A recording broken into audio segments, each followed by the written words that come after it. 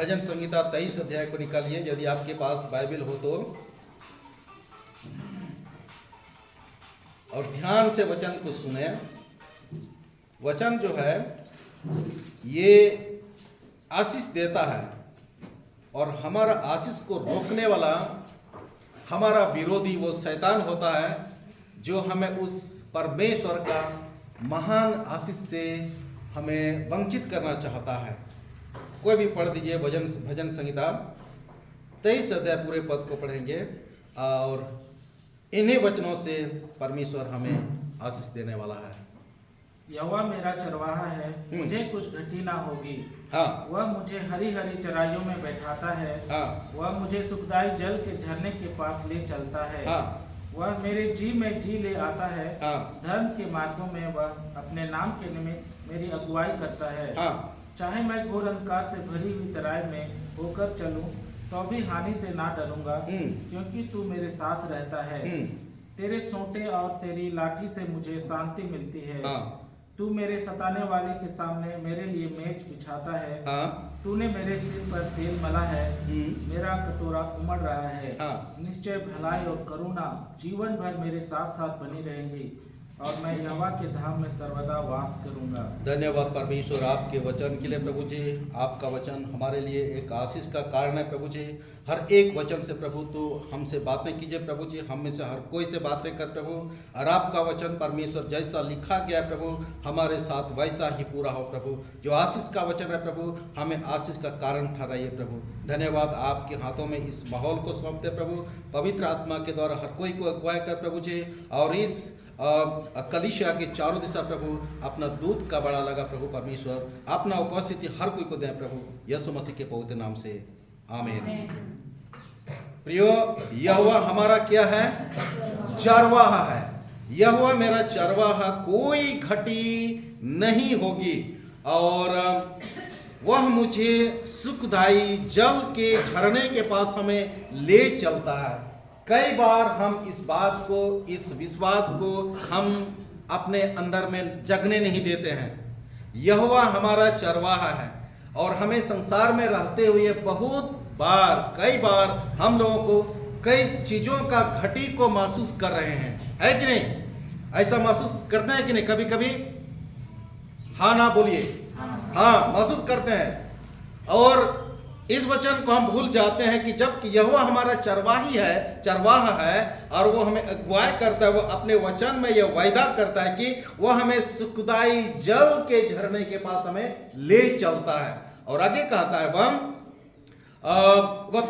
वह मेरे जी में जी ले आता है। धर्म के मार्गों में वह हम अपने नाम के निमित्त हमें अगुवाई करता है। धार्मिकता के बातों में भी वह हमें घटी होने नहीं देता है। संसार में हमारी आवश्यकता को पूरी करने के लिए एक चरवाहा के समान वह हमें अगुवाई करता है। हालेलुया। और इसके बाद आगे यह कहता है, चाहे मैं घोर अंधकार से भरी हुई तराइयों में होकर चलूं तो भी हानि से न डरूंगा। हमारे जीवन में कितने प्रकार के संकट हैं, मुसीबतें आएंगी, फिर भी हम नहीं डरेंगे, क्योंकि यहोवा हमारे साथ है। हमको लगेगा कि कभी कभी हमारा जीवन जो बहुत मुसीबत में है, हमारा घर, हमारा परिवार इस तरह से दिखता है कि हमको लगता है कहीं ना कहीं एक चूक हो जाए तो बहुत बड़ा हानि हो जाएगा, लेकिन हमें डरने की आवश्यकता नहीं। तभी हम इस वचन को हम स्मरण करें। इसलिए इस वचन को हम कह रहे हैं और बोल रहे हैं। हमने अनुभव किया है, जब हम दुख में होते हैं, मुसीबत में होते हैं, और संताली में कहा जाए तो औकुलन में रहते हैं, तो हम किधर देंगे, क्या करें? जब हमारा यहोवा परमेश्वर सृष्टिकर्ता एक चरवाहा के समान वो अगुवाई करता है, हरी हरी चराइयों में वो हमें ले चलता है, तो हमें डर क्यों? कुछ तो लगेगा, लेकिन हम विश्वास में बने रहते हैं तो ये संकट भी हमारे सामने से टल जाता है और हमारे लिए मार्ग खुल जाता है। हालेलुया।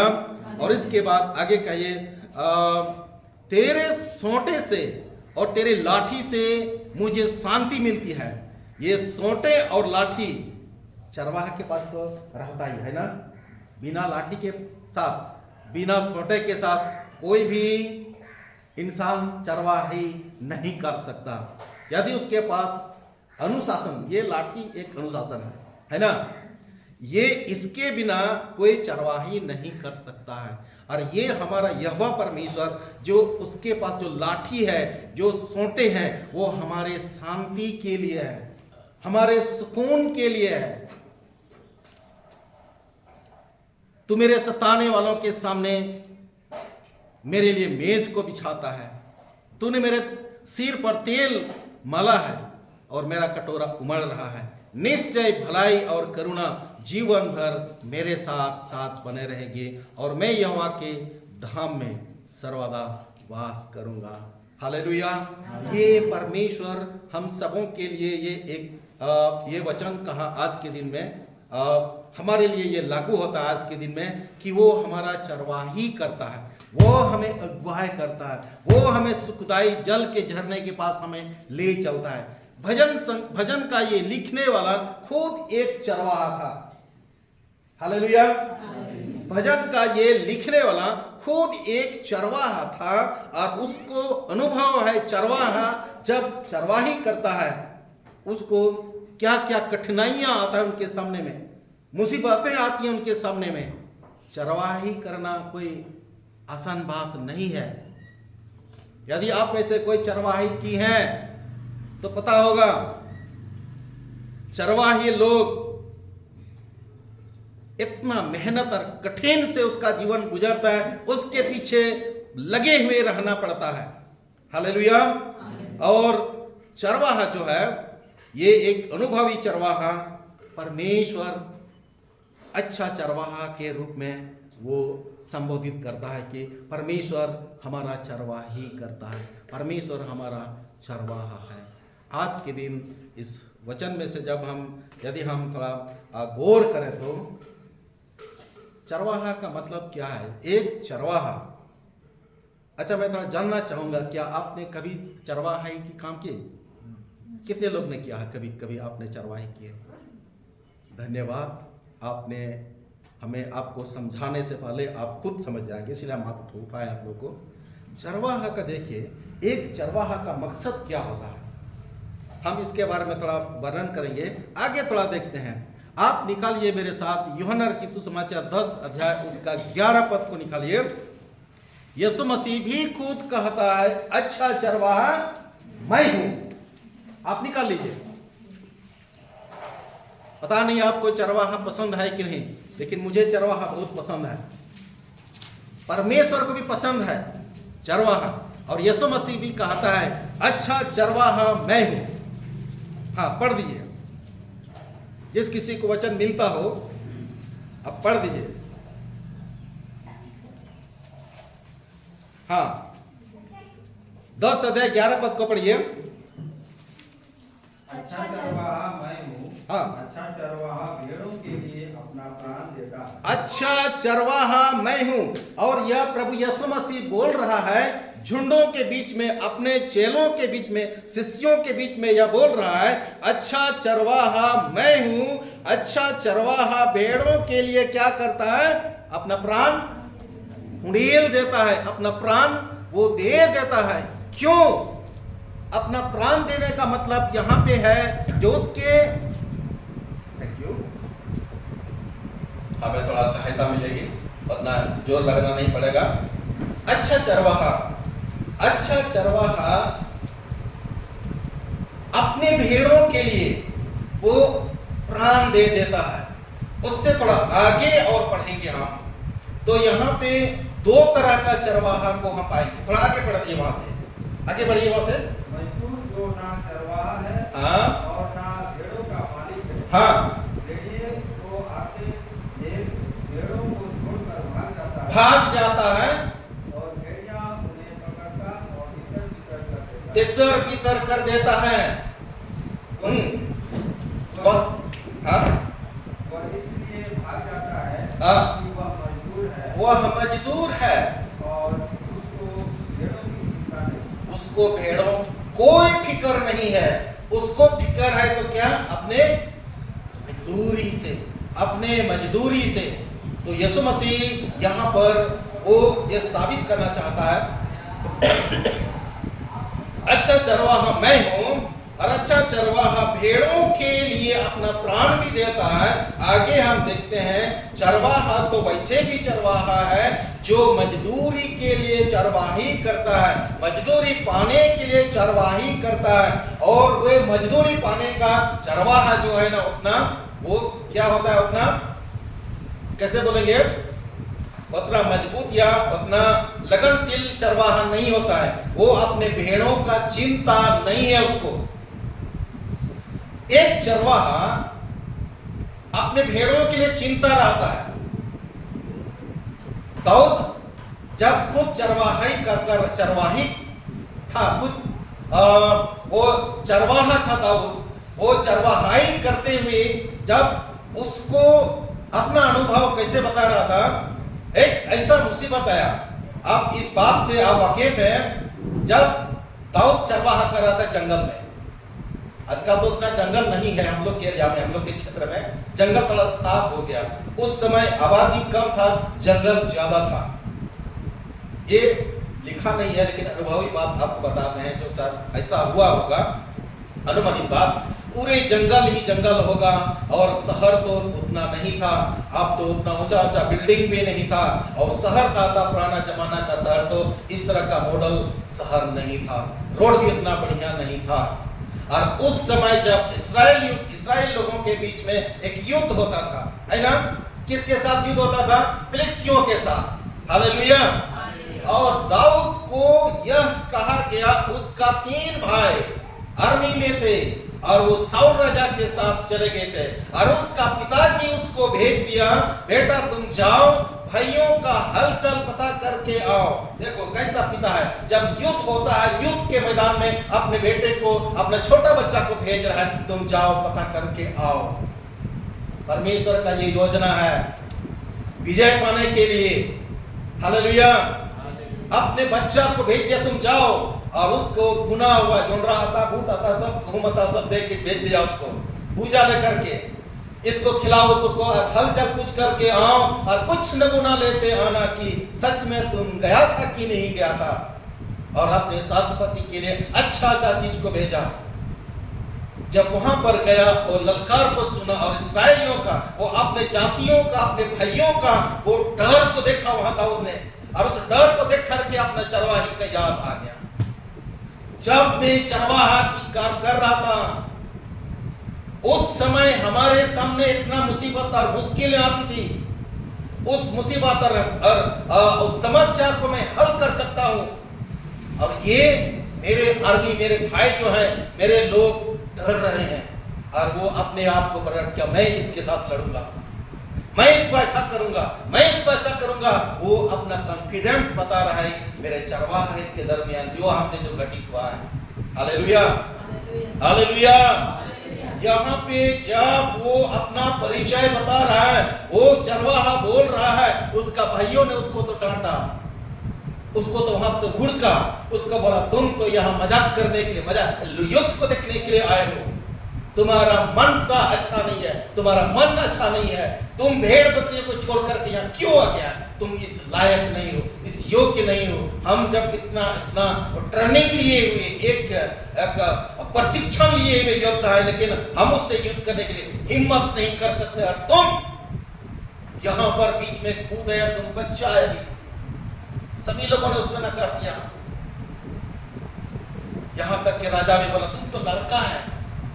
लड़का का मतलब एक लड़कपन जीवन होता है, जो लड़का के समय में जो उसको बहुत चीज का अनुभव नहीं होता है। हालेलुया, प्रेम से बोलिए हालेलुया। तो क्या हुआ, दाऊद अपना मुंह खोल करके बोलने लगा, जब मैं चरवाही कर रहा था, जब सिंह और कोई जंगली जानवर मेरे भेड़ को जो उठा के ले जाता है, मैं उसके मुंह से छुड़ाता हूं। ये एक अच्छा चरवाहा का गुण है, भेड़ को ऐसे तैसे नहीं छोड़ता है। हालेलुया। इस भेड़ को उसके मुंह से मैं छीन करके मैं वापस ले आता हूं, और यदि वो जानवर मुझ पर हमला करता, मैं उसका केस पकड़ के उसका मुंह को फाड़ता, उसको मैं मार देता था। इसलिए मेरे पास ये अनुभव है, लेकिन आप लोगों को डरने की आवश्यकता नहीं है, मैं उसको ऐसा गिरा ही दूंगा। ये चरवाहा है। चरवाहा बहुत कठिनाई का सामना करके वो अपना चरवाही को करता है। Hallelujah, hallelujah. इसके बाद आप आगे देखिएगा कि दाऊद ने सच में उस अपना चरवाही के लाठी से, चरवाही के बल से, उसके पास जो हथियार था उस हथियार से उसको इस्राएल राष्ट्र को जय दिलाया, विजय दिलाया और वे जीत गए हैं। यहाँ पे चरवाही का मतलब यह है कि चरवाहा जब होता है वो अपने भेड़ों के लिए सारा चीज इंतजाम करने का, अपने पशुओं को सब कुछ के लिए उसका जिम्मेदारी होता है। चरवाहा अपने पशुओं को अच्छी घास के जगह में ले जाता है, जो वचन में आप लोग ने पढ़ चुका। इसके बाद चरवाही का यह भी मकसद होता है वो कैसे हमारा ये भेड़ कैसे प्रजनन करेंगे, इसका भी चिंता होता है। आपने चरवाही तो की है ना, चरवाही की देना कैसे प्रजनन करेंगे इसके बारे में चरवाही को चिंता होता है कि नहीं, उनकी आवश्यकता को पूरी करने के लिए प्रयास करता है कि नहीं। यदि आप अच्छे चरवाहे होंगे तो आपके पशु के लिए इन सब एक गांव से दूसरे गांव तक हमको उसको प्रजनन करने के लिए ले जाना भी पड़ता था। इसके बाद यदि कोई भेड़ आपका बीमार है तो आप बीमार अवस्था में उसको ऐसे छोड़ेंगे नहीं, उसको कब पानी चाहिए, कब चारा चाहिए, सब कुछ उसके लिए इंतजाम है। आगे थोड़ा पढ़िएगा, 7 से थोड़ा पढ़ दीजिए तो 10 का 7 योना की सुसमाचार मैं पढ़ देता हूं। तब यीशु ने उनसे फिर कहा, मैं तुमसे सच सच कहता हूं, भेड़ों का द्वार मैं हूं। जितने मुझसे पहले आए वे सब चोर और डाकू हैं, परंतु भेड़ों ने उनकी ना सुनी। द्वार मैं हूं, यहां पे मैं हूं का शब्द जब हम देखते हैं, मैं हूं का मतलब परमेश्वर है। हालेलुया। मूसा भी जब अपना ससुर का चरवाही कर रहा था, अपना ससुर का भेड़ बकरियों को वो चरा रहा था, मूसा भी भेड़ बकरियों को चरा रहा था अपना ससुर का। जब उसको ये परमेश्वर जब उसको बुला रहा है, चरवाहा को बुला रहा है, तो वे यहां पे अपने परिचय परमेश्वर देता, मैं हूं, मैं जो हूं सो हूं। आप निर्गमन के पुस्तक में आप ये पढ़ लीजिएगा। तो यहाँ पे मैं हूं का ये मतलब है परमेश्वर मैं हूं। यीशु मसीह भी कहा था मैं हूं। यीशु मसीह वही परमेश्वर था और आज भी है। यदि कोई मेरे द्वारा भीतर प्रवेश करे तो उद्धार पाएगा, कोई मेरे द्वारा भीतर आएगा तो उद्धार पाएगा और भीतर बाहर आया जाया करेगा और चारा पाएगा। हालेलुया। लेकिन कई बार आप भेड़ को जानते हैं, आपने चरवाही भी की होगी, कोई भेड़े जो है ना चरवाहाई का भाषा नहीं समझता है ना, नहीं मानता है। चरवाहाई का भाषा को चरवाहा करने का, चरवाहा करने वाला व्यक्ति का उसका बात को ये नहीं मानता है। यदि आपने चरवाही की है तो जब आपका माल मवेशी, आपने जो चीज का भी अपने चरवाही, चाहे भेड़ का, चाहे बैल का, चाहे बकरी का, जब नहीं मानता है तो आप क्या करते उसके साथ? हेलो, आप क्या करते जब आप उसके चरवाही की रही थी, चरवाही कर रहे थे? जब आपका भेड़े, जब आपका बात, आपका शब्द नहीं सुनता है तो आप क्या करते उसके साथ? हाँ, किस लिए मारते हैं? ताकि सुने। छड़ी देते उसको, मारते हैं, जान से नहीं मारते। उसके पास लाठी है, आपका लाठी से वो अनुशासन को सीखता है।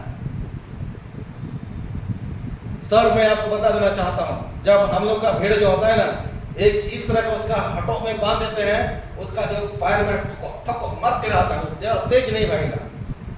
हम लोग का एक तो गाय है, गाय पाले में, जब उसको खोलेंगे तो उसका पीछा हम नहीं कर सकते हैं, वो किधर तोड़ जाएगा, ये बकरी तो थाम करके पार जाएगा। वैसे उसको काबू करने के लिए ऐसा फटगोर भी तो उसको तो अनुभव हो गया, फटगोर तो पैर फैला के चल देगा एकदम आराम से।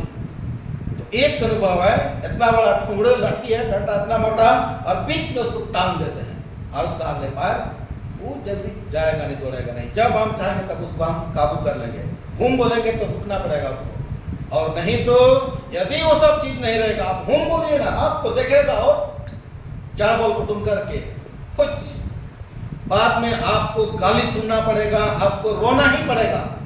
चरवाहे करते हुए कभी आपने रोया है? हाँ? कितने लोगों ने रोया है? आप हाथ नहीं उठाएंगे, क्यों? क्या बोलेंगे? यदि हम चरवाहे करते हुए ना तो बोलेगा कैसा बेंजो लड़का है, रोता है ना। चरवाहे के समय में रोना, हम जितना भी दुख सहे हम रोएंगे नहीं बताएंगे, लेकिन रोना पड़ता है उस अपना भेड़े को चरवाही करते समय। लोगों का ताना सुनना पड़ता है। अभी के जमाने में चरवाहा वैसा तो नहीं होता है, लेकिन उस समय में होता है। तो कई ऐसे जानवर होते हैं ना, कई ऐसे भेड़े होते हैं जो अपना चरवाहा भाई का जो अपना उसका मालिक है उसका शब्द नहीं मानता है, उसके लिए उस अनुशासन का वो लाठी उसको देता है। और वैसे जानवर जो होता है ना, वैसे जो भेड़े वैसे होता है ना, उसका सेहत अच्छा नहीं होता है। अब जितना उसको अच्छा घास के पास आप ले चलिए, वो चंचल होता है। जितना अच्छे जगह पर आप उसको ले चलिए, आप जितना भी अच्छा से चरवाही कीजिए, उसका बॉडी नहीं बनेगा, ग्रोथ नहीं होगा। वो आपके अधीन में नहीं है। आप देखेंगे, आप इधर है तो वो उधर चल रहा है, घास की तरफ ले चलिए ना, उसको उस घास से परवाह नहीं। ऊपर देखेगा, इधर उधर तोड़ने का, भरने का, हकीबात करने का। और अच्छा भेड़े वही होते हैं जो भी उसको जहां भी उसको ले चलता है, जैसे भी उसको खिलाया जाता है, पिलाया जाता है, वो नम्रता के साथ, वो दीनता के साथ अपना चरवाही के अधीन में रहता है। चरवाही लोग बांसुरी भी बजाते हैं ना, आप तिरियरों की हैं, बांसुरी बजाए थे कभी चरवाही करते समय? यदि आप नहीं तो हमें अनुभव बताता हूं। एक भैंसा का मैं चरवाही किया था, इसके बाद गाय बैल का, वो भी एक का नहीं, पूरे बस्ती का तो मैं चरवाही था। आप बांसुरी बजाइए, देखिए आपका गाय आपका आसपास ही घूमेगा। अनुभव कीजिए, तिरियरों कीजिए, नाना मचा तिरियरों कीजिए, सुड़सुड़िए तिरे, बांस का तिरिया, ये कॉलम टिपी का नहीं। आप विश्वास कीजिए, मैंने ये अनुभव किया है। उस समय जब बांसुरी, जब हम जैसे भी तुरड़ी बजाएंगे, हमारा गाय हमारे आसपास ही चढ़ेगा, वो इधर उधर भागेगा नहीं। आप बांसुरी बजाइए, आप देखिए वो आपका बांसुरी सुन लेता है। जब हम मामा लोग का, जब हम भैंसा को चलाते हैं, कड़ा से बैर कड़ा से बजाते हैं, उसमें बोलता है मेरा मामा बाप क्या करते हैं, मुरली बाल कर दिया। मुरली थोड़ा मोटा होता है, वो बजाइए। अब उसके लिए मुरली अच्छा लगता है। ये चरवाही का जो मेरा ये अनुभव है। मुरली बजाइए, आपका भैंसा कड़ा जितना भी होगा, बिक्किल होगा, वो आपके आसपास चलेगा, वो दूर नहीं भटकेगा। आपका मुरली आप जहां बैठे रहिए आप बजाइए, और बस देखिए वो चलेगा, अच्छा चलेगा। ये तो उन भेड़ बकरियों का है। अभी का जो समय है वैसा नहीं है। Hallelujah, hallelujah. इसके बाद यहाँ पे दो तरह का चरवाहा हमने देखा। एक चरवाहा तो मजदूरी के लिए करता है, और एक चरवाहा तो अपना जान भी देता है। यीशु मसीह अच्छा चरवाहा है, वो अपने भेड़ों के लिए वो अपना जान देता है। चरवाही करना बहुत कठिन है, बहुत कठिन है, बहुत कठिनाइयों का सामना करना पड़ता है। आपको मैं बता दूं, यीशु मसीह भी एक चरवाहा, अच्छा चरवाहा के रूप में साबित किया अपने आप को। और वो किसका चरवाही कर रहा है? किसको अपना भेड़ मानता है यीशु मसीह? हाँ, किसको? इस्राएल लोग, इंसानों को वो भेड़ के समान दिखता है। वचन में हम देखते हैं इंसान को भेड़ की तरह दिखता है, और वे इंसान भेड़ के समान है, यहां वहां भटक रहे हैं। इंसान को चारा चाहिए। कौन सा चारा चाहिए? इंसान को अगुवाई करता है वो यीशु मसीह। हालेलुया। एक बात और मुझे याद आ गया, जब चरवाही करते समय, वचन में भी ये लिखा है, सही बात, ये याद आ गया। एक आदमी कितना भेड़े था? आपने पढ़ा होगा ना बच्चे सब से, 100 भेड़े थे ना, उसमें से एक भटक गया, एक खो गया, तो क्या वो चैन से रहेगा? नहीं। जब तक उसको नहीं मिलेगा, जब तक नहीं पाएगा, वो ढूंढते रहेगा। 99 को छोड़ करके, वचन में भी ये लिखा है, वो 99 को छोड़ करके एक को ढूंढेगा। जब तक वो नहीं मिलता है तब तक वो खोजता रहेगा, तब तक वो खोजता रहेगा। कहां भटक गया है, कहां चला गया, कहां झूठ से वो अलग हो गया है, कौन ले गया? हर जगह वो सबूत दिखेगा, सबूत के साथ ढूंढते हुए रहेगा। जब हम चरवाही कर रहे थे, जब मेरा कोई ऐसा भटकता नहीं था, बगाली में चरवाही करने में यदि कुछ ढिलाई हो गया, मेरा माल जो है ना, मेरा मवेशी जो है ना, दूसरे का फसल जब खा लेता है तो उसको बंधक में रहता है, हड़खड़ा में ले जाता है। जब उसको वहां ले जाता है तो हमें उस दिन बहुत पनिशमेंट मिलता है। घर हम नहीं आते उस दिन आराम से। चरवाही का क्या हाल होता है पता है? उस समय उसको पूछता है क्या कर रहा था तुम, जब कि चरवाहा करने तुम गया, क्या करता है? जब उसको चरवाही नहीं कर पाया, पनिशमेंट वो छड़ी मिलता है। हम घर उस दिन नहीं घुसते डर के मारे से, बहुत मुश्किल से। चरवाहा बहुत कठिनाई है, चरवाहा का बहुत कठिनाई समय होता है। जब एक भेड़ जब उसको मिल जाता है तो कितना आनंद और खुशी लगता है उसको। ये तो एक दृष्टांत है ना, दृष्टांत वाली बात है ना। इसका मतलब यह है कि जब उतना झुंड में रहते हुए लोग, यदि एक और व्यक्ति मन फिरा लेता है परमेश्वर की ओर, तो वहां का जो वहां पे जो परमेश्वर का ये आनंद इतना बढ़ता है कि एक आदमी जब मन फिर लेता है, मन फेर लेता है पाप से, और कलीसिया में, जो परमेश्वर के कलीसिया में जब मिल जाता है, उसको इतना आनंद लगता है कि जैसे वो यहाँ पर वर्णन किया, वो अपने कंधे में उठा लेता है वो। और वो ये खुशी जो है ना, अपने में नहीं मनाता है, ये खुशी दूसरों को बांट भी देता है और दूसरों को निमंत्रण करता, आइए मेरे साथ खुशी मनाइए, आइए मेरे साथ आप ये आनंद मनाइए, क्योंकि मेरा भेड़ खोया हुआ था, अब मैंने इसको पा लिया है। Hallelujah, hallelujah. आगे देखिए, यहाँ पे यीशु मसीह अच्छा चरवाहा तो है, और इसके बाद हमें भी एक चरवाही करने के लिए हम में से हर कोई को ये वो न्योता दे रहा है। वो अपने भेड़े को चराने के लिए हमें भेज भी रहा है और अभिषेक भी कर रहा है। वचन को आप देख लीजिए, वचन देख लीजिए 21 को देखिए, यूहन्ना की समाचार, यहाँ पे अपना चेला को वे कह रहा है। हाँ, मिला किसी को? ये सब जाने वाले वचन है, नया वचन हम थोड़े प्रचार करने वाले हैं। हम तो जो आप जानते हैं वही वचन हम तो वही प्रचार कर रहे हैं। 21 का 15 से 17 तक पढ़िए।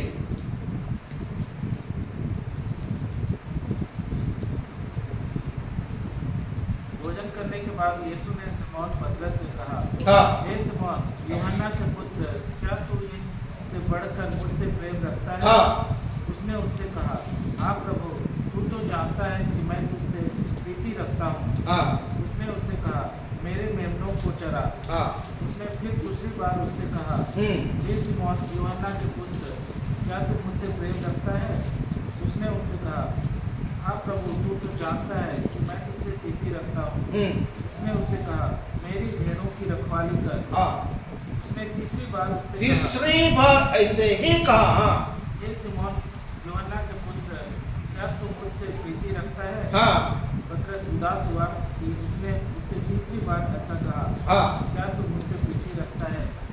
और उसने कहा, हे प्रभु, तू तो सब कुछ जानता है, सब कुछ जानता है, तू यह जानता है कि मैं तुझसे प्रीति रखता हूँ। हाँ, यीशु ने उससे कहा, मेरी भेड़ों को चरा। मेरी भेड़ों को चरा। मैं तुझसे सच सच कहता हूँ, हाँ जब तू जवान था तो अपनी कमर बांधकर जहाँ चाहता था वहाँ फिरता था, परंतु जब तू बूढ़ा होगा तो अपने हाथ फैलाएगा और दूसरा तेरी कमर बांधकर जहाँ तू ना चाहे वहाँ तुझे ले जाएगा। धन्यवाद। Hallelujah, hallelujah. हालेलुया। यहाँ पे जब हमने देखा प्रभु यीशु मसीह अपने चेलों को उन भेड़ों के लिए वो फिर प्रेरित कर रहा है, भेड़ों को चराने के लिए उसको कह रहा है, हे समौन पतरस, क्या तू मुझसे प्रीति रखता है? प्रीति का मतलब क्या तू मुझसे प्रेम करता है? क्या तू मुझसे प्यार करता है? हालेलुया। समौन के लिए, शायद पतरस के लिए बहुत ये अनहोनी बात होगा ना, क्योंकि पतरस एक अलग काम करने वाला व्यक्ति था। पतरस को हम और आप जैसा चरवाही का अनुभव नहीं था। पतरस, उसका पेशा क्या था? बोल दीजिए ना। पतरस क्या कर रहा था? पहले मछुआरा था, मछली पकड़ना जानता है, उसको पानी में तैरना जानता है। पतरस को कहा जा रहा है, जब जो मछली पकड़ रहा था, जिस रात उसको कुछ भी नहीं मिला, एक भी कटकों भी नहीं मिला, उस समय यीशु मसीह उसके पास आ गया। यीशु मसीह को कहता है, मैं तुम्हें मनुष्य को पकड़ने वाला बनाऊंगा, मनुष्य को पकड़ने वाला बनाऊंगा। और जब उन्होंने इस बात को मान लिया, अपना जाल और नाव सब कुछ छोड़ दिया और यीशु मसीह के पीछे हो दिया। और वही अभी यीशु मसीह को कहता है, तू मेरे भेड़े को चरा। यीशु मसीह उसको बदल दिया, उसका काम को, उसका चैनल को बदल दिया। भैया, आप तो मछुआरा पहले था ना, मछुआरा काम को छोड़ो, आप ये काम करो। हालेलुया। उसको कहा, तू मेरे भेड़े को चरा, मेरे भेड़े को चरा। चरवाहा परमेश्वर को बहुत पसंद है। आपको पसंद है कि नहीं है? चरवाहाई लोग, मूसा भी तो अपना ससुर का चरवाही कर रहा था, है ना? वो बहुत मुसीबत से बच करके वो आया और वह मिस्र से वो बगावत करके वहां से अपना जान बचा करके कहाँ आया? मिद्यान देश में आ गया। और वहां यित्रो याजक का उसके भेड़ उसको उस मैदान में मिला, जो उसके बेटी के साथ जब वो चरवाही कर रहा था, वो हीरो की तरह वहां पर उसको मदद किया ना, है ना? आप वचन पढ़ते हैं कि नहीं? पढ़ते हैं ना? वहां पे जब मूसा वहां पर क्या कर रहा था, वहां पर देख रहा था और एक नौजवान लड़की से उसको कोई चरवा उसको कर रहा था, छेड़खानी कर रहा था, उसका भेड़ बकरी को इधर उधर कर रहा था, उसको एका करता है, उसको बोलता है, अरे तुम तो लड़की और लड़का से क्या तुम बराबर कर सकते हो, हटो तुम यहाँ से। अन्याय हो रहा था और मूसा के अंदर में वो न्याय जाग उठाना और कहता, अरे भाई तुम इससे क्यों अन्याय करते हो?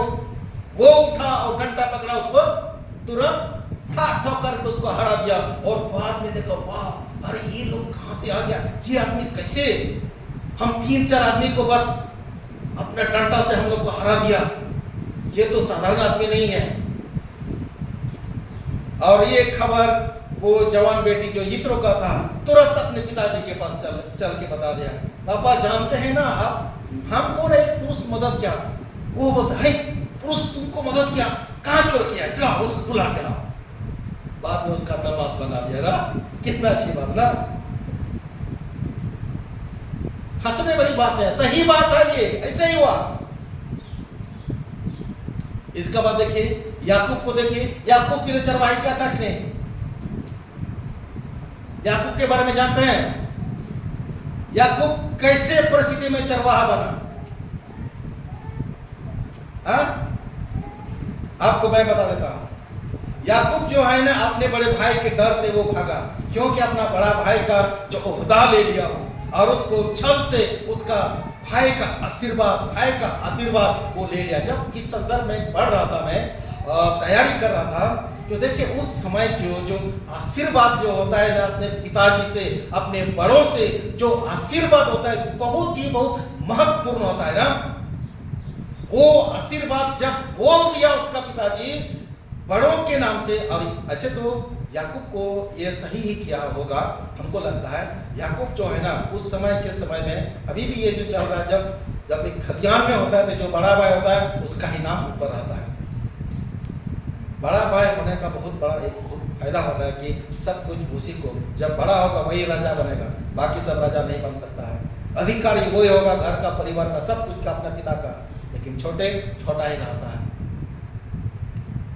और इस बात को याकूब को अपने माँ से शायद पता चला होगा, और उसका पिताजी कैसा था पता नहीं, वो पेटू था या क्या था, उसको मीट भात खाने का पूरा पसंद था ना। अपने बेटे से कहता है, मेरे हमको खिलाओ, आपके मीट भात खाने से पहले, मांस भात खाने से पहले, मैं मरने से पहले मैं आपको ये कहना चाहता हूँ, मेरे लिए अच्छा भोजन तैयार करो, और वो तुम्हारा शिकार का मांस हमें चाहिए। उसका माँ सुन लिया, और अपने जो बेटा होता है तो दो में से किसी एक से तो ज्यादा प्रीति है, तो एक से कम होता है। ऐसा थोड़ा गलत किया था अपने कामों में। वो अपने माँ का, पिता का तो ठीक है, लेकिन अपने माँ का वो सम्मान नहीं करता था वो। और ऐसा जो है ना, थोड़ा पेटू भी था ना, लेबड़ा भी था, भूख बर्दाश्त नहीं कर सकता था। वचन में ऐसा लिखा था, जब वो जंगल से आया, थका हुआ आया, उसका छोटा भाई याकूब मसूर का दाल और रोटी बना रहा था। लाल लाल मसूर का दाल बहुत अच्छा दिखता है, और रोटी बना रहा था, और देखा, वाह कितना अच्छा खाना ये बना रहा है, भाई हमको दो ना थोड़ा। अब वो बहुत चालाक था उसका छोटा भाई भी। उसको क्या कहा, मैं दूंगा जरूर, लेकिन इससे पहले तुम अपना बड़ा भाई का पद हमको दे दो, उसको बेचो, तब मैं तुमको ये दूंगा। भूख तो लगा है। उसका क्या बोलता है, फोड़ते बोलेंगे लेबड़ा तो उलीदा भी खरीदते बड़ा तक, उसका उलीदा जो है, उसका लार जो है ना, उस खाने के लिए उसका टपकने लगा। बाद में अपना बड़ा भाई का ओहदा को भी उसने तुच्छ जाना, तब से परमेश्वर उसको तुच्छ समझने लगा, और कहा मैं क्या करूं, बड़ा भाई का ओहदा लो, तुम्हें लो, तो हमको खिलाओ। बस उसको खिलाया, एक टाइम का खाना से अपना बड़ा भाई का ओहदा को बेच दिया। जब याकूब ने ऐसा किया, ये उनका वृत्तांत में नहीं जाऊंगा, आप पढ़े होंगे कभी, तो क्या किया, उसका वो बकरी का अच्छा से उसको मांस पका के, रोटी और जो भी उसका पिता को पसंद है उसको खिला दिया, और एसाव का कपड़ा पहन लिया। बकरी का जो खाल होता है, एसाव तो पूरा रोयादार व्यक्ति था, वो तो एकदम जंगली गधा के समान बलवान था, जंगल में शिकार करने वाला व्यक्ति था। उसका कपड़ा पहन लिया और उसके पास आ गया, और उसका पिताजी उस समय, उसका पिताजी कौन था, याकूब का एसाव। वो उसका उम्र बहुत हो गया, वो आंख से तो नहीं दिख सकता था, लेकिन हाथ से अनुभव करता है, और उसका सुगंध से पहचान लेता है, ये मेरा बड़ा बेटा है कि छोटा बेटा है। वो इसका इतना ये सेंस था उसके पास। बड़ा बेटा तो जंगल में गया, छोटा बेटा बड़ा बन करके आ गया, और सारा आशीर्वाद लेके अब आ गया। जब आशीर्वाद लेके वो निकल गया, और उतने ही में बड़ा बेटा भी आ गया और कहा, पिताजी आइए, मैंने आपके पसंद का भजन को बनाया, और हमें तू खा और हमें आशीर्वाद दे। तो भी कांप उठा और बोलता है, भले जो है तब कौन था, वो समझ गया। आदि वहां पर ऐसा होने लगा, और इसके डर से याकूब भागा कहां, अपने मामा के घर। हालेलुया, अपने मामा के घर वहां भागने लगा। और जब वो गया और वहां भी एक कुआं के पास हुआ था, उसका जो पत्नी हुआ, क्या नाम था उसका, रेबका नाम था ना। और उसको देखा, रेबका था कि राहेल था, राहेल था ना, रेबका तो उसकी मां थी ना, राहेल वहां पर थी। और उसको लोगों ने पूछा, और वे वहां आया। उसका मामा का नाम लबान था, उसका मामा का नाम क्या था, लबान था। उसके मां ने रेबेका को उसको भेजा, तुम वहां पर जाओ, जब तक तेरा बड़ा भाई का क्रोध ठंडा ना हो तब तक तुम वहां रहो। आप वहां गया तो बस वही, वहां भी वो याकूब क्या करता है, अपने मामा का बेटी वो राहेल को मदद करता है, भेड़ बकरी को पानी पिलाने के लिए। सेम दफा जैसे नुहा इसका था, मूसा का था, सेम वही याकूब का भी यही दशा होगा। वहां कुआं से पानी को पत्थर को हटाया और उसका अपने मामा के भेड़ बकरी को पिलाया पानी, और पिलाने के बाद वो भी चला गया और अपने पिताजी को कहा, अब जो है ना वो लगता है मेरा वो फूफा का बेटा है, वो ऐसा बता रहा है, वो वहां से आया है और यहाँ हम लोग के पास आया। वो भी दौड़ करके आया और उससे भेंट करता है। चरवाहा देखिए, चरवाहा जब चरवाही किया उसके बाद 1 महीना बीता। 1 महीना बीतने के बाद उसका मामा बोल रहा है, बाबू मैं अपना कुटुंबी होने के नाते मैं तुमसे फायदा नहीं लूंगा, मुझसे मांगो, इतना मेहनत करते हो, क्या चाहिए? और याकूब का मन में क्या था बताइए? रहेल चाहिए, हमको रहेल चाहिए। और उसको ये कहता है मांगो, वैसे तो मैं तुमको अपना मेरे हाड़ हो, मेरे मांस हो, मेरे कुटुंबी हो, अपना नीच भाग हो, लेकिन मैं कुटुंबी होने का ऐसा फायदा नहीं लूंगा, इसलिए मुझसे मांगो, मैं क्या दूंगा? जब तुम चरवाही करते हो मेरे साथ, क्या दूंगा? तो वो बोल दिया, एकदम बोल दिया, मुझे रहेल चाहिए। इसका मामा को तो कैसा लगा होगा? हाँ? झटका लग गया। अरे बहुत कीमती चीज मांगता है ना, बहुत कीमती चीज मांग लिया। और उसको क्या करने के लिए कहा, ठीक है वो चीज तुमने मांगा, लेकिन उतना आसानी से मिलने वाला चीज ये नहीं है। कितना साल मेहनत करना पड़ेगा? 7 साल उन्हें चरवाही किया। 7 साल, समझिए 7 साल।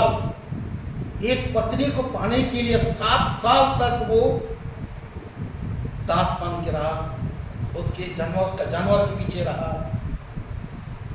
उसका लक्ष्य क्या है? हमारी पत्नी चाहिए। तो इस संदर्भ में जब पढ़ रहा था उस समय से पत्नियों का बहुत मांग था ना, पत्नी उतना जल्दी इसे नहीं मिलता था। पत्नी को पाने के लिए बहुत मुश्किल है। संताल इतिहास में भी जब हम देखते हैं, एक पत्नी को पाने के लिए 12 रुपया देना पड़ता है, 12 टका गनम देना पड़ता है। और उस समय के हिसाब से 12 रुपया जो है ना, अभी के समय के अनुसार 12 लाख से भी ज्यादा होगा ना, उतना रुपया देना पड़ेगा, इसके बाद तुमको पत्नी मिलेगा। हम जब चरवाही कर रहे थे उस समय जब बताया जा रहा था, ऐसे पत्नी नहीं मिलता है बाबू, 12 टका गनम देना पड़ेगा तब पत्नी मिलेगा। यही होता था।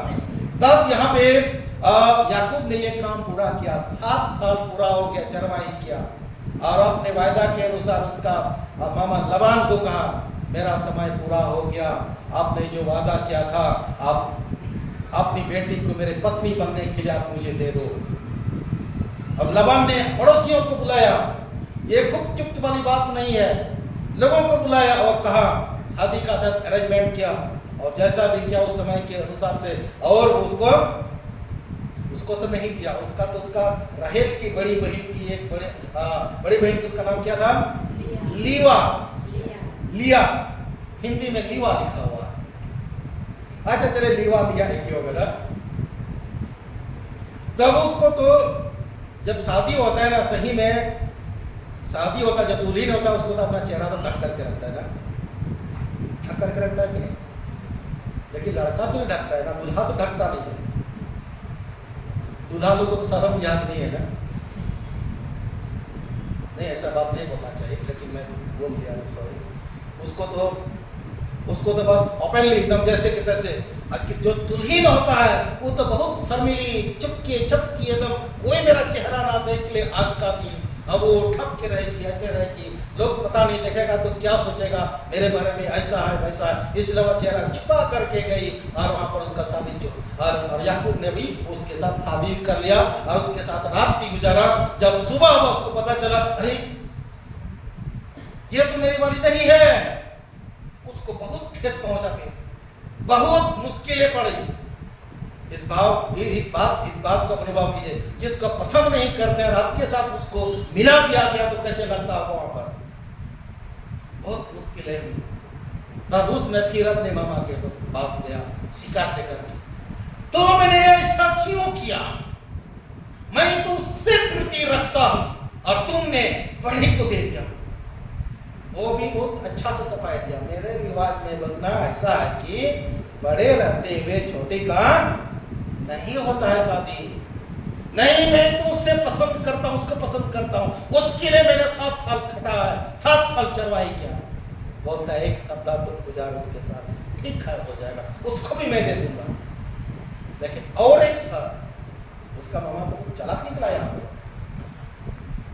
और कितना साल चरवाही करने उसको बोला, और 7 साल। देखिए आज का मेरा विषय है चरवाहा के लिए। तो आप देखिए वो और 7 साल उसको चरवाही करने के लिए उसको दे दिया, भेज दिया, फिर उसको चरवाही करना। लेकिन परमेश्वर को चरवाहा पसंद है। और एक चरवाहा को याद कीजिए, एक चरवाहा को याद कीजिए। कोई बोल सकता है और एक चरवाहा कौन था? हाँ, दाऊद। उसका तो हो गया, हम लोग ने जिक्र कर लिया। जब उसे चरवाही करा था ना, उसका भेड़ बकरी कोई लेता था ना, जो जंगली जानवर लेता था उसका तो उसके मुंह से छोड़ा लेता था, छोड़ता नहीं था।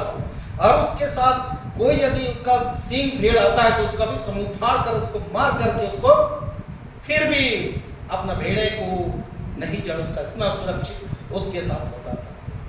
हबील को देखे ना, हबील क्या था? हबील चरवाहा था। और परमेश्वर को किससे पसंद आया? हबील को पसंद आया, हबील को पसंद आया। और उसका सेवकाई को भी बहुत पसंद किया। चरवाहा एक ऐसा है, चरवाहा का मतलब है यहोवा परमेश्वर ने, हमने वचन में पढ़ा, यहोवा मेरा क्या है? चरवाहा, मुझे कोई घटी नहीं होगी। चरवाहा का मकसद ही ये होता है कि एक अच्छा चरवाहा अपने भेड़ के लिए इतना मेहनत परिश्रम करता है, उसके हर एक चीज को उसको मेंटेन करना पड़ता है, तब वो अच्छा चरवाहा साबित होता है। और यहाँ पे प्रभु यीशु मसीह ने कह दिया, चरवाहा, अच्छा चरवाहा मैं हूं, और मैं भेड़ के लिए मैं अपना प्राण भी दे सकता हूं, अपना प्राण भी मैं देता हूं। कोई उसे मेरा चरवाहे के हाथ से, मेरे भेड़ सला से कोई अलग ना हो। Hallelujah, hallelujah. प्रियो, प्रभु यीशु मसीह हमारे लिए, आपके लिए, हमको और आपको एक भेड़ के समान वो दिखता है। आगे देखिए लूका के सुसमाचार को थोड़ा 10 अध्याय थोड़ा निकाल लीजिए। तो मैं भी भूल गया क्या तैयारी किया था, पढ़ लेते हैं।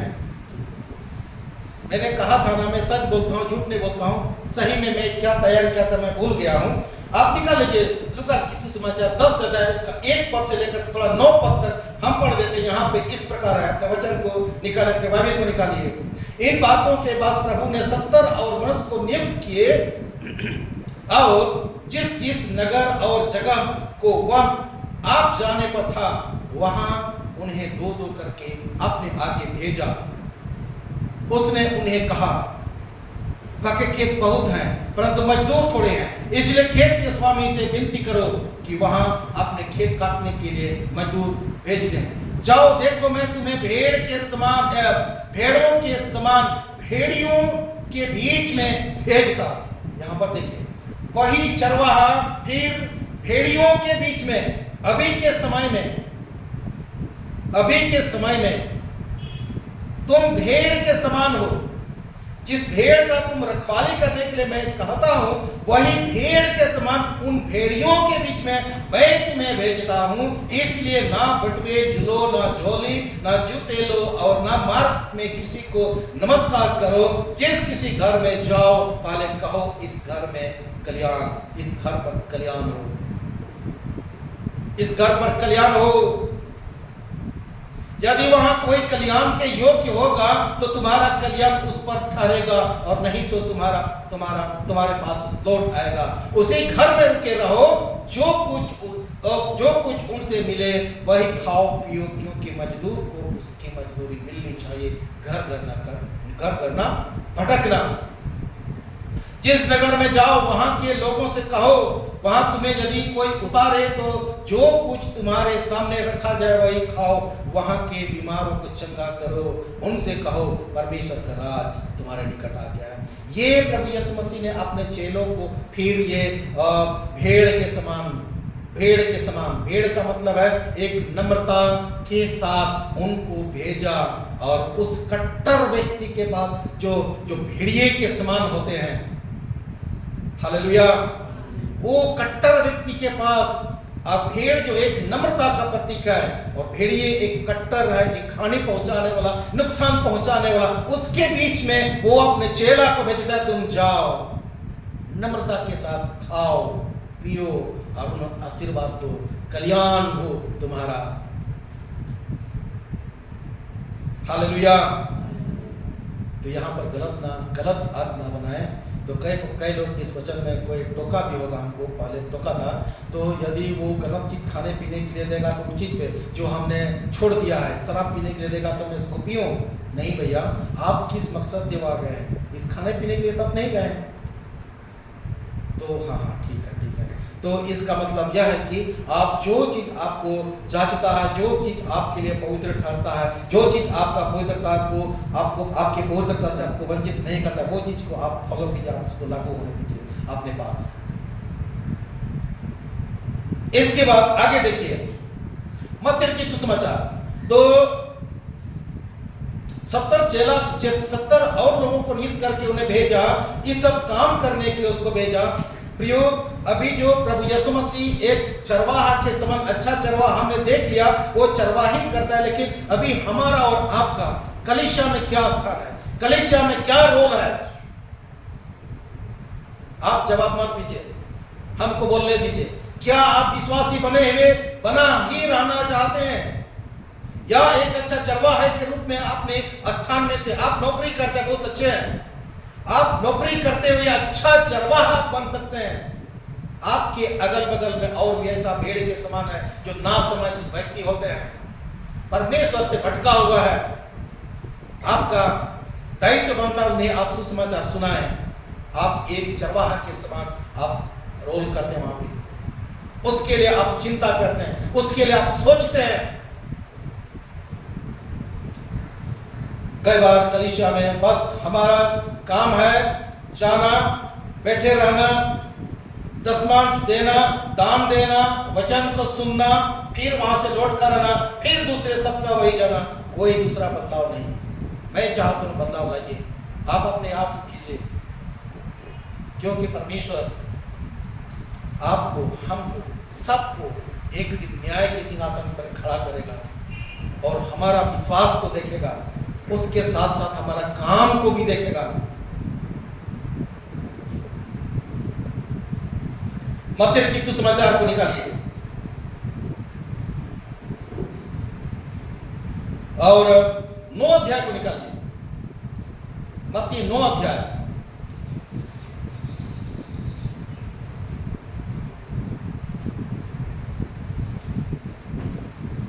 यहां भी इस तरह है, 9 अध्याय 35 से 38 तक इस प्रकार यहां पे है। यीशु सब नगर और गांव में फिरता रहा और उसके आराधनालयों में उपदेश करता और राज का सुसमाचार प्रचार करता और हर प्रकार के बीमारी और दुर्बलता को दूर करता रहा। जब उसने भीड़ को देखा तो उसको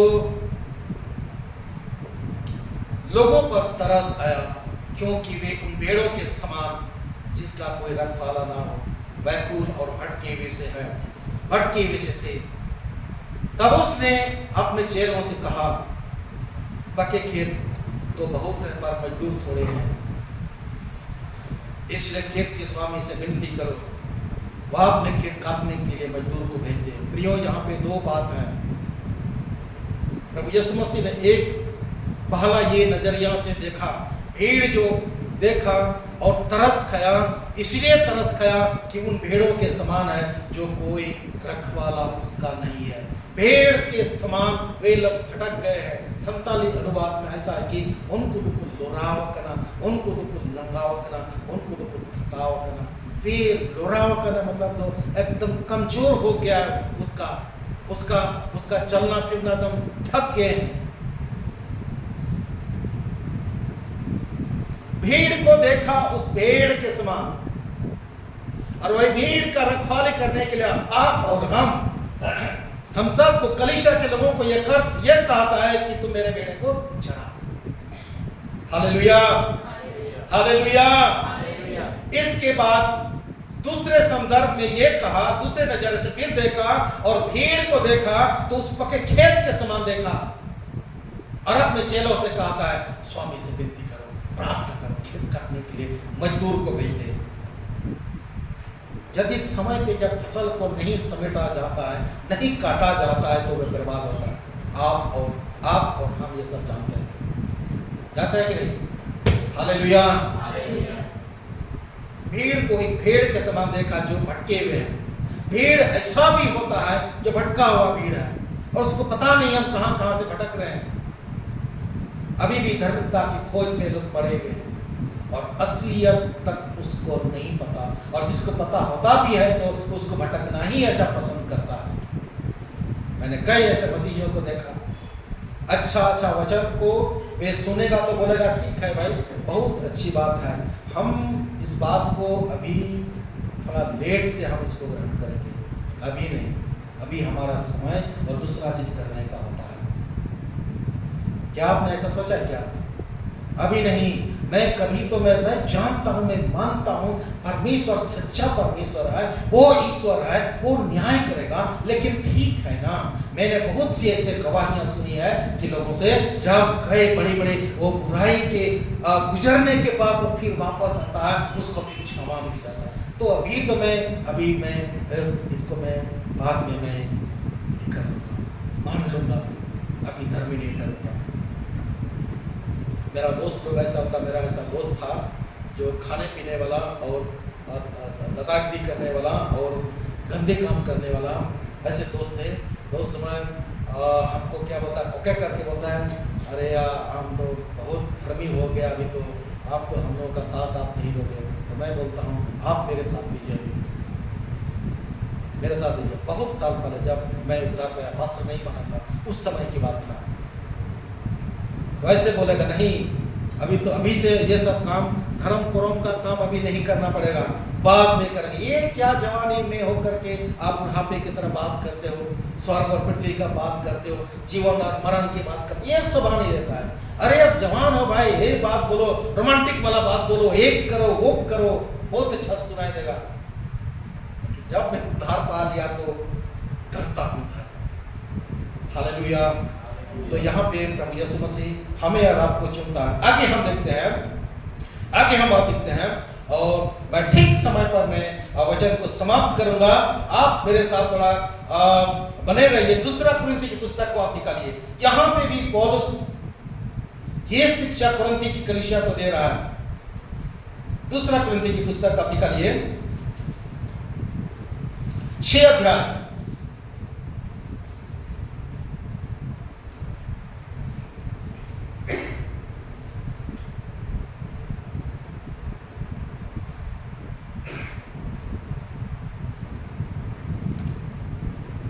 मैं आपको उत्साहित करना चाहता हूं इन सब वचनों से।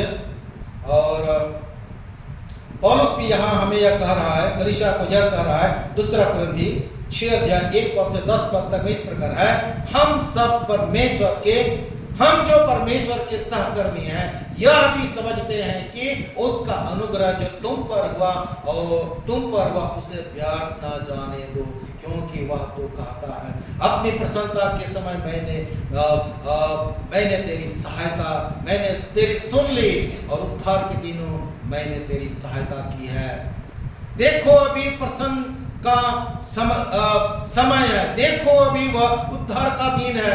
हम किसी बात में ठोकर खाने का कोई भी अवसर नहीं देते, ताकि हमारी सेवा पर कोई दोष न आए, परंतु हर बात में परमेश्वर के सेवक के समान अपने आप को सद्गुण प्रकट करते, बड़े धैर्य के बड़े धैर्य से, क्लेशों से, दरिद्रता से, संकटों से, कोड़े खाने से, कैद होने से, हुल्लड़ से, परिश्रम करने से, जगते रहने से, नाना प्रकार के आगे आप पढ़ेंगे तो इस प्रकार से दुख भरा मुसीबत से आप गुजरते हुए आप यह आगे कर रहे हैं, सच्चे प्रेम से, सत्यता से, सत्य के वचन से, परमेश्वर के सामर्थ्य से, धार्मिकता के हथियार से, जो दाहिने बाएं हाथों में है, आदर और निरादर, दुर्नाम और सुनाम यद्यपि भरमाने वालों के समान होते हैं तो भी सच्चे हैं, अनजानों के सदृश हैं तो भी प्रसिद्ध हैं, मरते हुओं के समान है और देखो जीवित है, मर खाने वालों के सदृश हैं परंतु प्राण से मारे नहीं जाते,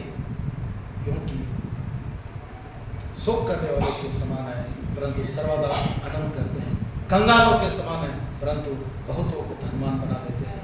ऐसे हैं जैसे हमारे पास कुछ नहीं तो भी सब कुछ है। ये प्रभु यीशु मसीह का, ये पौलुस का, ये कुरिन्थ की कलीसिया को ये कह रहा है, ये वचन दुमका कलीसिया को भी ये कह रहा है, हमारे लिए भी ये कह रहा है। हालेलुया। ये उसका भेड़े चराने का ये काम है। प्रियो, आज इस चरवाहा के बारे में जब यहोवा ही हमारा चरवाहा है तो कई बार हम लोग जो है ना ऐसा घटी को महसूस करते हैं कि हमारे पास मसीह में हो करके बहुत सारे चीज हमारे पास उस पर्याप्त मात्रा में नहीं होती है। और वचन कहता है मांगो तो तुम्हें दिया जाएगा, ढूंढो तो तुम पाओगे। वचन यह भी कहता है यदि तुम मुझ में बना रहे और मेरी बातें तुम में बना रहे, मेरा वचन तुम में बना रहे और मेरी आज्ञा तुम में बना रहे, तो जो चाहो मांगो वह तुम्हारे हो जाएगा। कई बार हम इस शब्द को, इस वचन को गलत रीति से हम मांगने लगते हैं और यहोवा परमेश्वर हमें नहीं देता।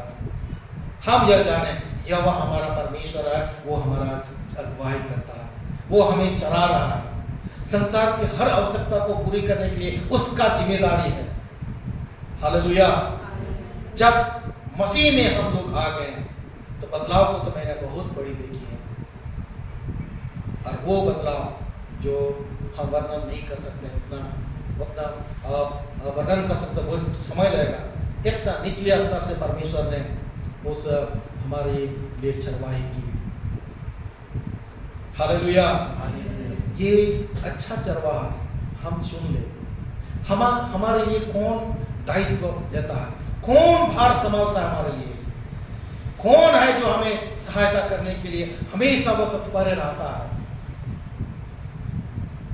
और यीशु मसीह ने कहा अच्छा चरवाहा मैं, यदि उसके द्वारा हम आते हैं, बाहर जाते हैं, अंदर आते हैं, हम उद्धार पाते हैं। और कई बार हम ऐसे होते हैं कि हम उस भेड़े के समान होते हैं जो अनुशासनहीन हम होते हैं, परमेश्वर का आज्ञा को हम नहीं मानते हैं। अभी के समय में चरवाहा कौन है? अभी के समय का चरवाहा कैसे बोलेंगे? अभी के समय का चरवाहा कैसे बोलेंगे? आपके मन में है लेकिन आप नहीं बोल रहे। अभी के समय में चरवाहा कौन है?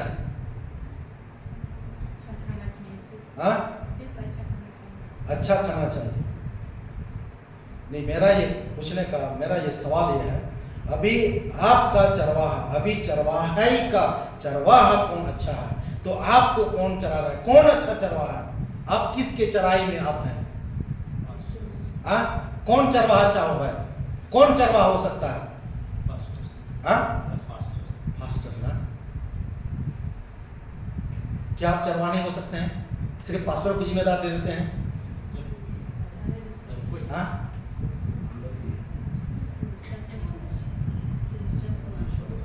एक चरवाहा को देखिए, एक पास्टर को लायक पुतला देखिए। पास्टर आपके लिए क्या करता है? आपके लिए क्या करता है पास्टर? वचन देता है। ठीक है, आप दो आदमी चुप रहिए। हाँ, आप दीदी और आप चुप रहिए। मैं थोड़ा लोग थोड़ा मजा लूंगा लोग से। ठीक है, एक पास्टर क्या कर रहा है आपके लिए? जो चरवाहा के बारे में जब आज हमने सुना,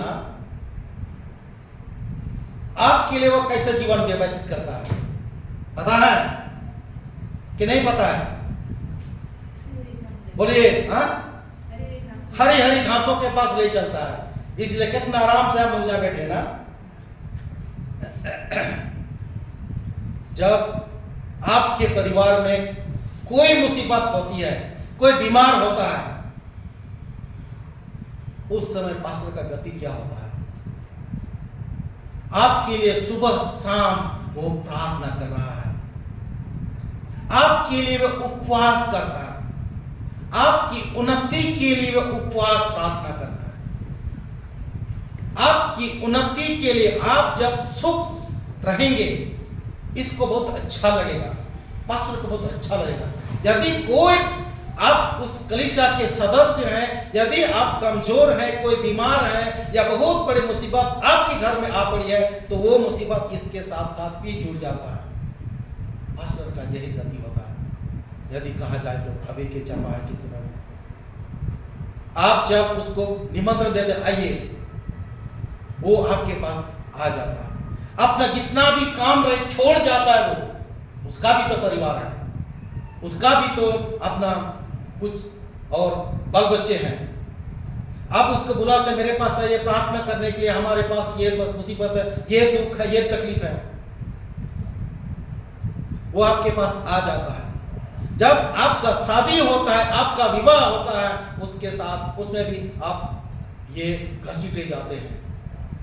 आपका कुछ भी होता है तो पास्टर आपके लिए, जब आप अच्छे होते हैं, पास्टर भी बहुत अच्छा से समय बिताता है। ये मेरा अनुभव है। इसलिए मेरा फोन 12 बजे रात को कभी भी फोन आता है। एक बार एक विश्वासी ऐसा फोन किया, ये जो है ना, मेरा उसका बेटा है जो दुर्गा पूजा करने वाले लोग से आते हैं, मेरा मामा ससुर के लोग से वहां से आते हैं। वो उसका छोटा, इतना छोटा बच्चा है, उसके अंदर में वो काली का आत्मा सवार हो गया। काली का आत्मा सवार हो गया।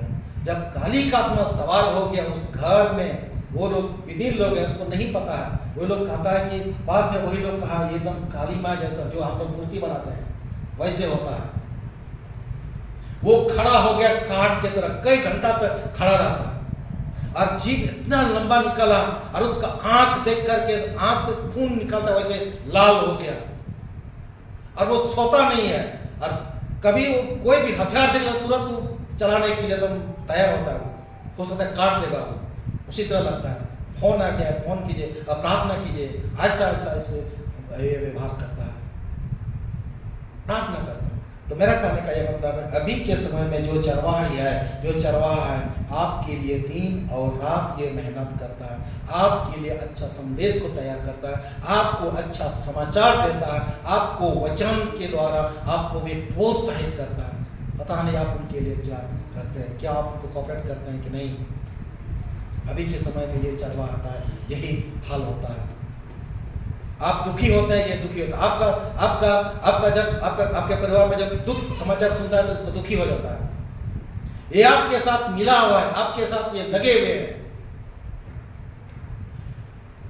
और यदि ये आपको इसलिए कहा रहा है, एक चरवाहा जो है ना, जब चरवाही जब करता है, चरवाही के समय में जब किसी का जो गलत की दूसरे का फसल को ये बर्बाद होने नहीं देता, चरवाही पर जिम्मेदारी होता है। आपको अनुशासन के लाठी कई बार आपका अगुवा जो है ना, आपका पास्टर जो है ना, बहुत कड़क शब्द बोलता है, आपको डांट भी देता है। और यदि आपको बुरा लगे तो आप बिगड़ जाते हैं। और यदि उसका डांट को आप एक आशीर्वाद समझ करके आप मान लेते हैं और आप छोड़ते हैं बुराई काम को, तो आप उद्धार पा लेते हैं, आप आगे बढ़ जाते हैं। एक चरवाहा आपके लिए सुबह शाम हमेशा आपको याद करता है। आप भूल जाते हैं लेकिन वो आपको नहीं भूलता है। जैसी परिस्थिति हो, मैं जान रहा था, मैं सुन रहा था, मैं देख रहा था, आपका एक चरवाहा एक ऐसा था, एक पास्टर को मैं जानता था, जब वो खुद बीमार है, खुद कमजोर में है, खुद कमजोर में पड़ा हुआ है, और उसके बाद एक याद आ गया, पास्टर मुझे ऐसा है क्या, वैसा हो गया, मैं मुश्किल में हूं। वो अपना मुश्किल को अपने पास ही रखा और उसको मदद करने के लिए वो आगे बढ़ा। और यहाँ तक कि आर्थिक मदद भी उसको किया। हालेलुया। क्योंकि उसको दायित्व है, उसको जिम्मेदारी है। कौन समझेगा एक चरवाहा का मन को, कौन समझेगा चरवाहे की बात को। वचन कहता है, एक जगह अच्छी तरह से लिखा है, तुम्हारा अगुओं को तुम मानो, तुम्हारा जो अगुवाई करता है उसका तुम मानो। हालेलुया। परमेश्वर आपको आशीष देगा। ये ऐसे नहीं बने हैं, ये चरवाहा